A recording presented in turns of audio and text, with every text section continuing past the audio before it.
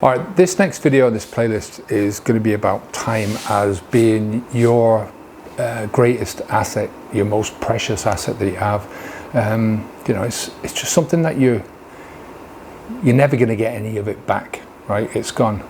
And I look at this from the perspective of it's either an investment or it's something that you spend.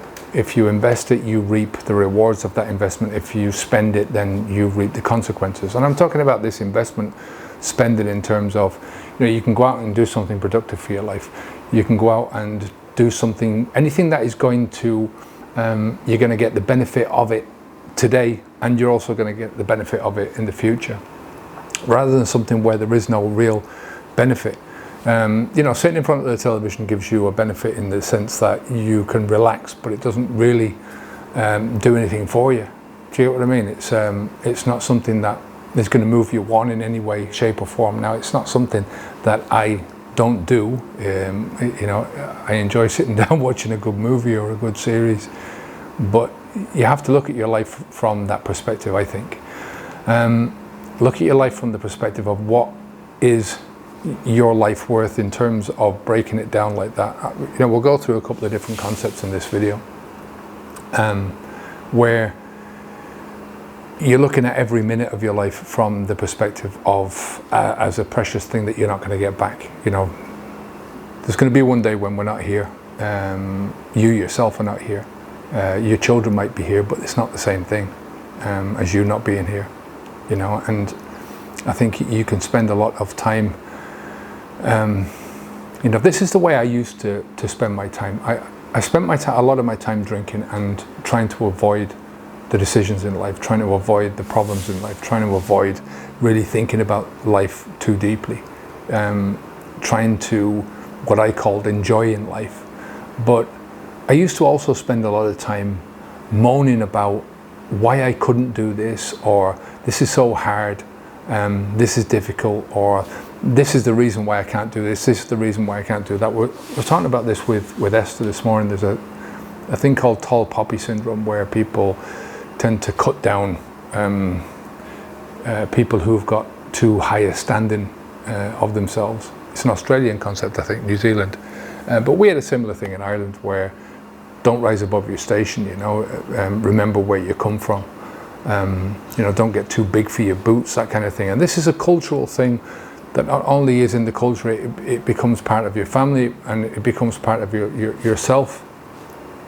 And it prevents you, it's an idea or a belief that prevents you from moving forwards. It prevents you psychologically from moving forwards. And it's a really dangerous thing, I think. So all of these things, I couldn't, it's so hard, it's a victim mentality, it's a victim complex. And it's a complex because there are so many other things that are attached to this one, or to these ideas, to that victim idea. I can't do this because I can't get too big for my boots. This is where I come from. I'm working class. All sorts of stuff like that. I'm a drinker. So, and I hear this everywhere now, and I know I'm not the only one that either did it or used to do it. I used to say this thing to myself, where I'd say, especially after a lot of drink, or after I'd done something wrong, I'd say to myself, what the fuck is wrong with me? What the fuck is wrong with me? Why am I doing this to myself?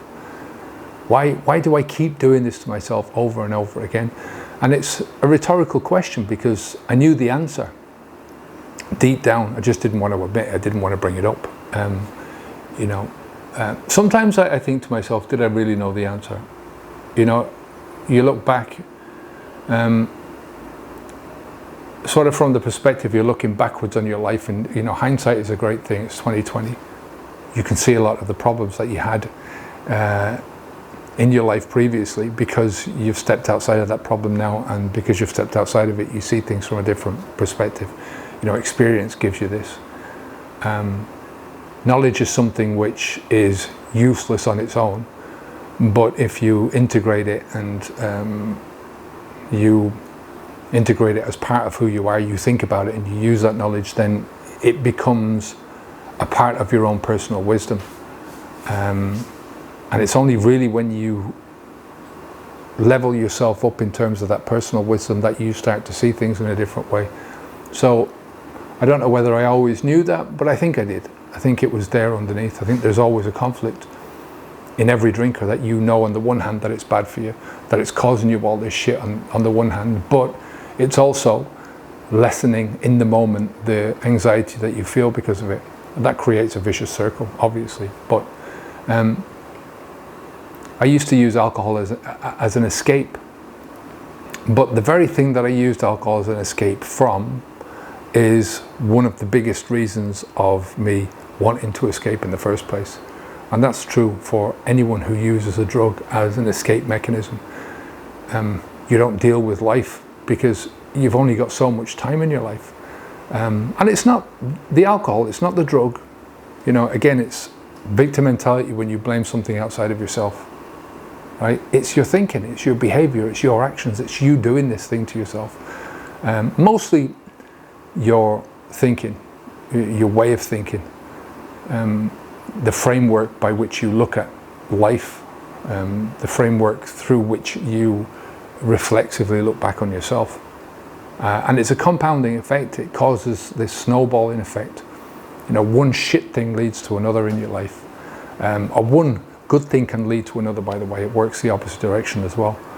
So if you think about it like alcohol drinking or drug taking or one of those negative behaviors, think about it like a positive behavior.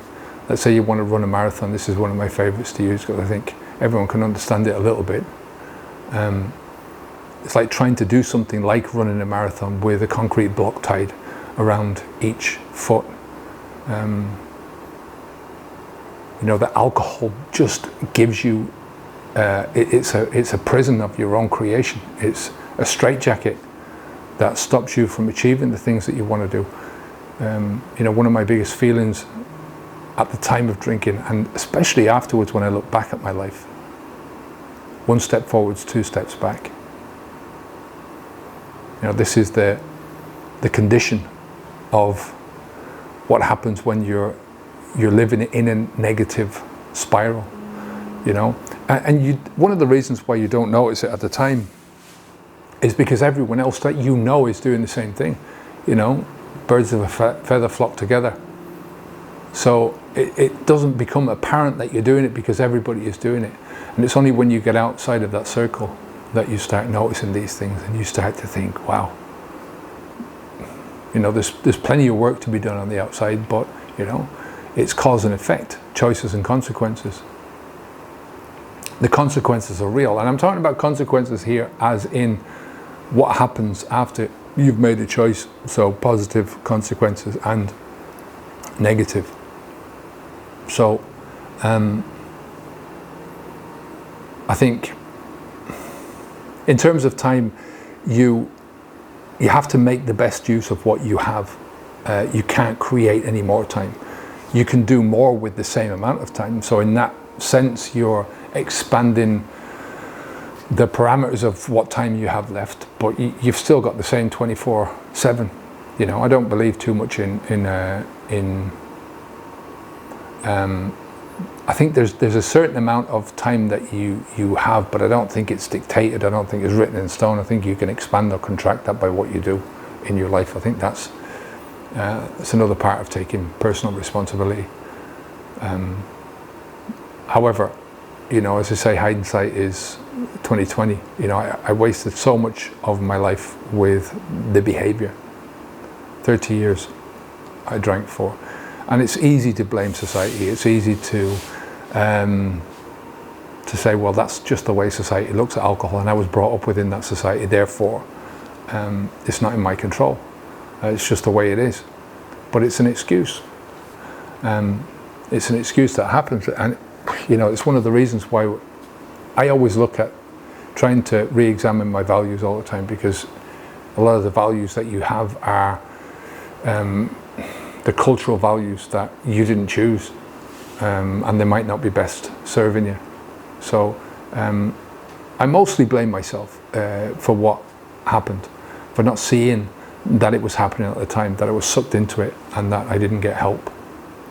You know, and So it annoys me. It's one of the biggest annoyances that I have. Annoyances is probably a wrong word to use. It's one of the biggest frustrations, I suppose, that I see in other people, because I know that when they say these things about themselves, that I can't do this, or that this is not possible for me, I know it's not true most of the time, and people are cheating themselves.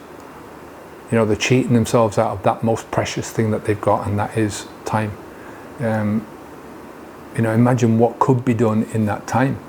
I hear the same thing I get a dozen emails every day saying the same thing. I can't do it. I'm an alcoholic. Please help me. Tell me what to do. How do I stop? I can't take this anymore. I understand this from both sides as well. I understand this from where I've been. I can see myself from before and afterwards.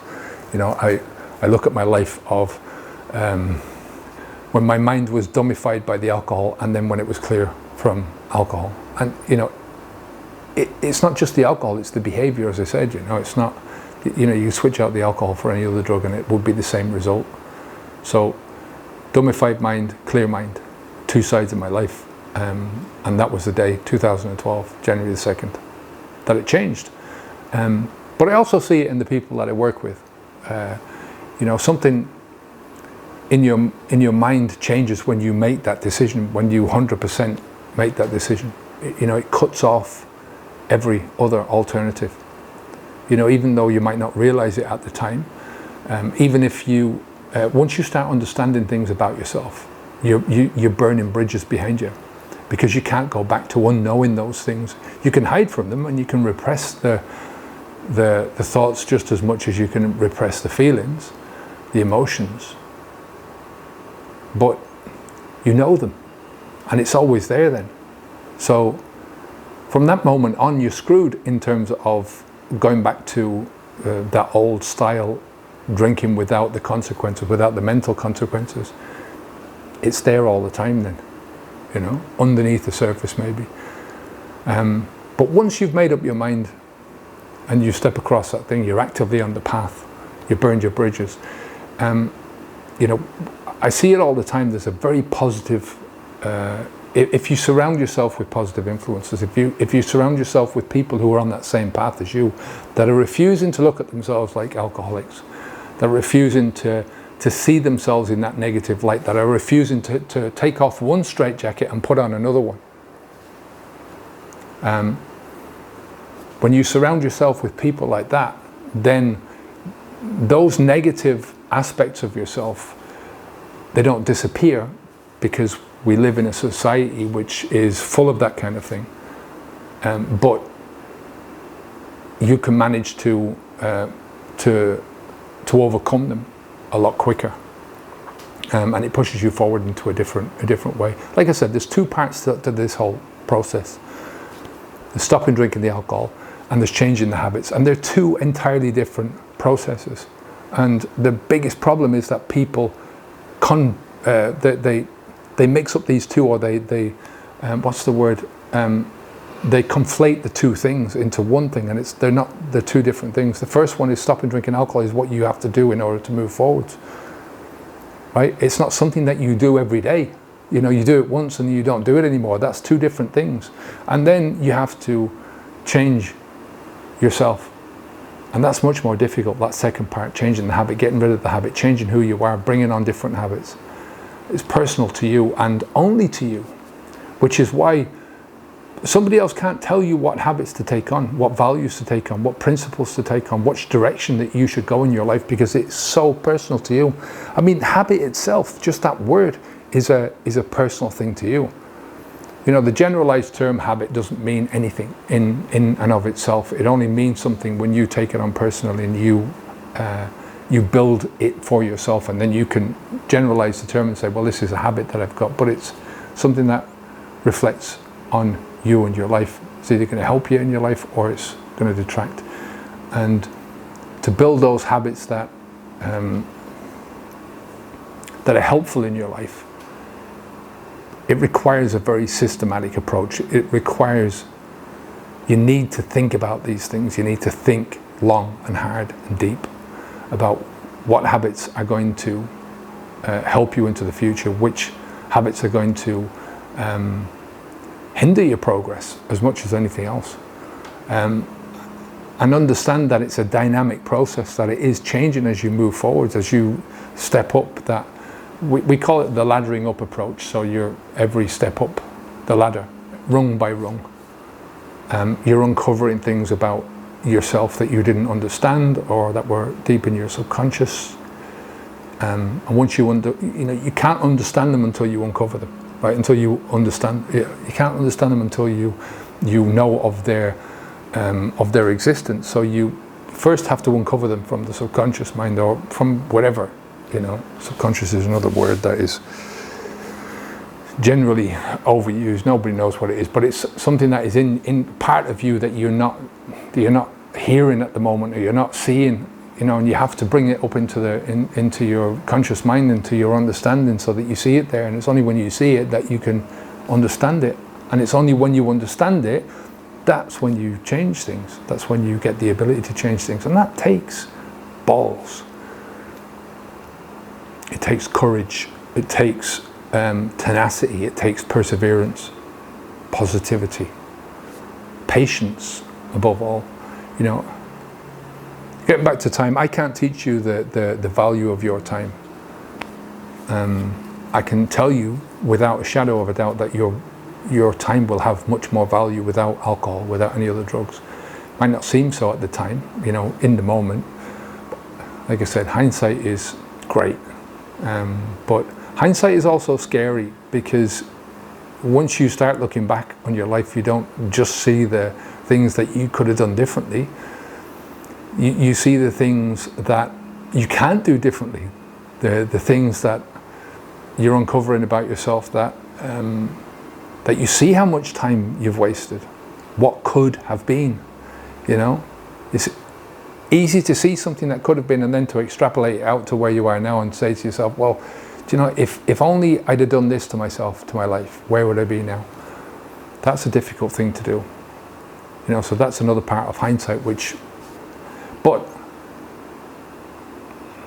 it's something that I believe that it's only when you face up to these realities in your life that you can sort of move on with a degree of freedom. Because if you're being trapped by your own past and what could have been and should have been, if you'd have only done this thing or that thing, then that traps you just as much as the alcohol will trap you, because it prevents you from moving forwards.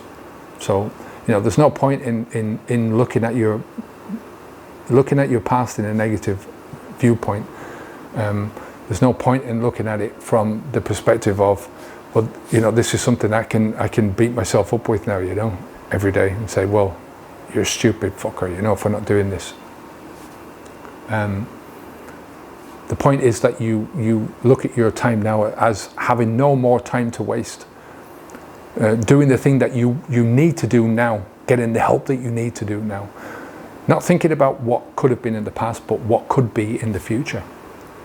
What I teach is for people who care about themselves, or who are on that journey of trying to care about themselves, who giving a fuck about themselves. And I understand it. Again, I was there, where I was at a position where I didn't give a shit about my life anymore, I didn't give a shit about where I was going, because I'd given up on so many different aspects of my life.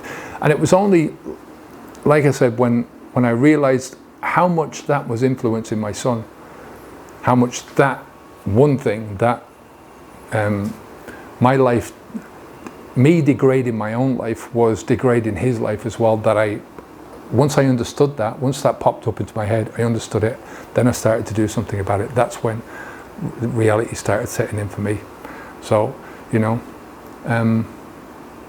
I can only teach people who are on that wavelength, who care about themselves. If you don't care enough about yourself to at least commit to yourself, commit 100% to yourself, then why should I care? Why should I? I've got my own life to live.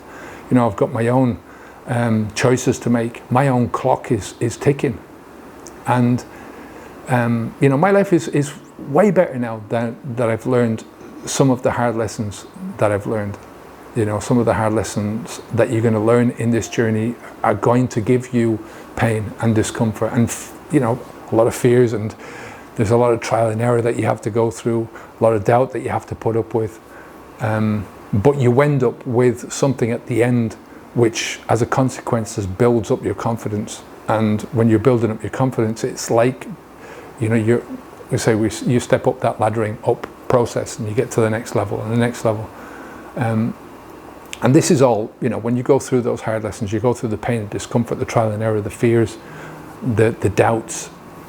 It's all much better when you've got people that are backing you up, that are on that same wavelength as you, that are pushing you forwards. That's what I'm saying about alcoholic. As soon as somebody says to you, I'm an alcoholic, or you're an alcoholic, or it's about the alcohol, get the fuck away from them, because it's poison. It will poison your onwards journey.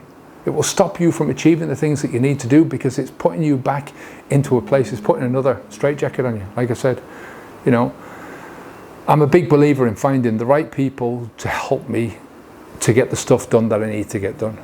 And when you find those right people, you can make things happen very quickly in your life. You know, it's been something that, like I said, one of the hard lessons I learned from the very beginning of this thing, because when you're listening to the wrong people, it can take you down a wrong path. Now, who's the right people for you? Again, that's a personal thing for you. It's a personal thing for you to decide. A lot of it is going to come through trial and error. A lot of it is going to come through that doubt. You know, you're going to have the pain and the discomfort of listening to people and trying things out that don't work for you, either because they don't work for you, they don't fit into your life, you don't understand it properly, whatever, you know. There's a lot of different stuff that's going to happen, but it's a part of that process of moving forwards, you know. Failure, what was the saying, that the stepping stones to success are all called failure. Anyway, up there you'll see the website of our platform, Habits V2. The V today stands for Victor. The V overall stands for version 2. That's what, so V2 stands for version 2. That's our overall, the idea behind the Habits V2. But the V, the reason I called it that was because we can use it as a teaching tool. We can use it as something which is a focus tool more than anything else, to focus your idea on, or focus your mind on an idea. Today the idea is Victor. So you can't become a victor without putting in the time, and some of that time is going to be spent in discomfort. How much discomfort you go through, a lot of that is down to you, but how much discomfort you go through, is the answer to that is as much as it takes. Like I say, you can turn the dial up or you turn the dial down. You control the dial by what happens up here. But as they say, to the victor goes the spoils. And as long as you refuse to stop fighting for yourself, as long as you refuse to stop fighting for yourself, I think that's an important thing. As long as you refuse to stop fighting for yourself, you'll be the eventual victor in anything that you do.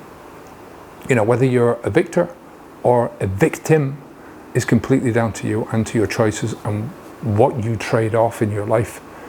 You know, there's certain aspects of your life that, you know, you can't go in two directions at once. You can't move forwards and backwards at the same time, but you can in different areas of your life. So you can be moving forwards or think you're moving forwards in one area, but at the same time what you're doing in one area can be affecting another area of your life. You know, it's something that we cover a lot over on the platform. I can only tell you that the best decision I ever made in my life was to trade in the victimhood of pouring the poison into my body for the opportunities to start working towards the best possible version of myself. And you know, that opens up the opportunities that you get, opens up the possibilities in your life. To do everything that I've done since I've stopped drinking alcohol, that creates a victor mentality, not a victim mentality. You know, anyway, enough of that. I've got shit to do today. Like I said, my time is clicking away. I'm well aware of that every day as days move forwards. But you know, that's just the fact of life. I think it's one of the good things in life, that the clock is ticking, because otherwise we get nothing done, I don't think. Take care. I'll see you in the next time. Habits V2, V for Victor. Awesome. Take care.